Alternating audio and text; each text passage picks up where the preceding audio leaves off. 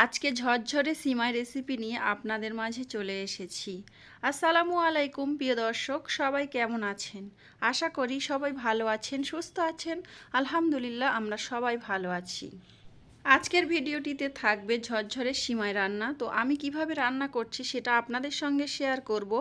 যদি ভিডিওটি ভালো লাগে তাহলে ভিডিওটিতে প্লিজ একটি লাইক দিয়ে ভিডিওটি কন্টিনিউ করবেন। আজকে যারা আমার চ্যানেলে প্রথম ভিজিট করবেন তারা চাইলে চ্যানেলটিতে সাবস্ক্রাইব করে চ্যানেলের সঙ্গেই থেকে যেতে পারেন। তো এখানে দেখতে পাচ্ছেন বাজার থেকে সিমাই এনেছিল। আর এখানে কিছু মশলা নিয়েছি, 2টা তেজপাতা কেটে নিয়েছি, কিছু কাজু বাদাম, কিছু কিশমিশ, সাথে আমি 2 পিস এলাচ নিয়েছি। আর এখানে আমি 1 চামচ মতো ঘি দিয়ে দিয়েছি। আজকে সিমাই রান্না করব, ঘি দিয়ে ভেজে সিমাইটা রান্না করব। যেহেতু আমি ঝরঝরে সিমাই রান্না করছি, তো আপনারা পুরো ভিডিওটি দেখতে থাকুন।